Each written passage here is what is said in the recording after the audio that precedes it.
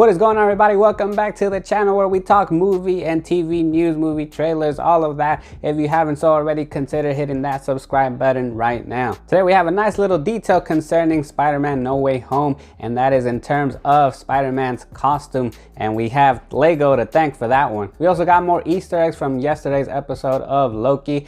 I can't believe I missed these ones. I mean, I looked at the picture when it came to the 4 variants, and I can't believe I just missed it. Also, another small little detail that was mentioned by Mobius that hints of the existence and possible introduction of Blade. All right, let's go ahead and get started. Lego just released one of their toy playsets, and it has Spider-Man, has Doctor Strange, Mary Jane. Now, being that the upcoming movies No Way Home and the Multiverse of Madness will have Spider-Man and Doctor Strange teaming up together, having some sort of cameos, working together they're doing something. The point is that we have this new Spider-Man figure, and it has a brand new costume, which could be the new costume for No Way Home because nothing has been released and there's no trailer, so we don't know nothing. So this could be a mistake from Lego releasing this new image of this toy because it is a bit too early since we haven't gotten a trailer. Now, as you can see, it looks similar to the Far From Home costume.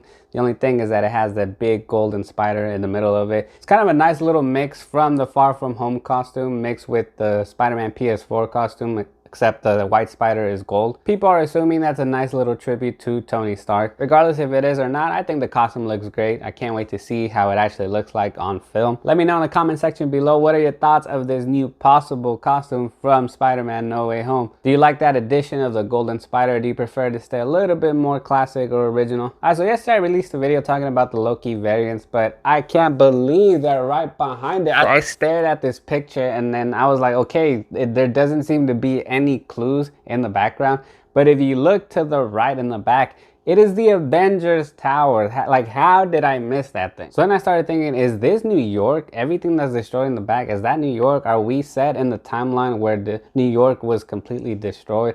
Is this set in the time period of the first Avengers except the Avengers lost? But then I'm like, okay, if some sort of event like that happened, the TVA would have had to interfere and reset the timeline or whatnot, but that's if it was considered an apocalyptic or a Nexus event. But then again, the TVA is just full of crap. You don't even know, I don't even know what to believe anymore. According to articles, this might be some sort of wasteland or dump where the TVA just kind of throws off all these variants that have deviated from the sacred timeline.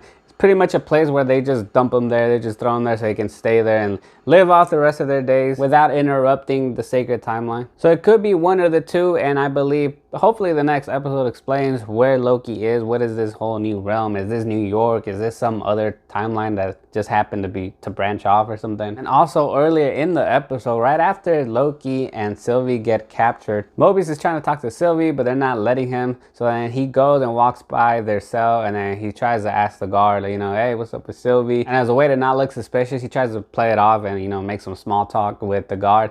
And then right before he mentions, you know, why are these two demigods? Why are they such a pain? He mentions that the TVA has captured Kree, Titans, and vampires. The fact that he said vampire, he could be referring to Blade or somebody related to Blade. And the reason why I say that is because reports have said that Blade will be training his daughter in this movie. So it doesn't necessarily mean that Blade was captured. It could be that he was, or maybe his daughter was captured, or just somebody else that's in the same state as Blade, that he used to be a vampire, but he's not a vampire because now he kills vampires. But then people to society, he's still a vampire. That does raise the question though of where Blade is set.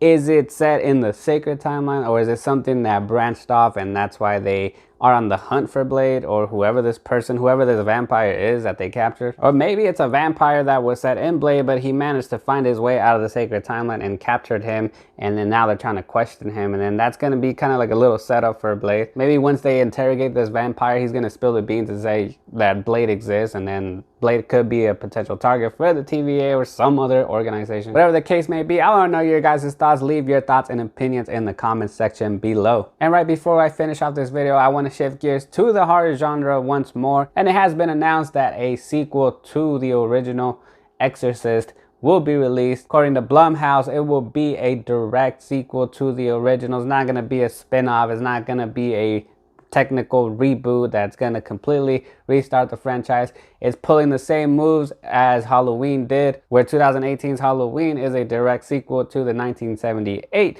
original film. So again, it's doing this thing where None of the films that came after the original Exorcist exist there. They don't matter. It just didn't happen. Go ahead and let me know if you're a fan. Are you excited for this new sequel? Do you approve of this new route, this new direction that they're going for? And that wraps it up for today's video. I want to thank you guys for clicking on this video. If you like this video, smash that like button, smash that subscribe button. I would highly appreciate it. That wraps it up for today, and we'll see you next time.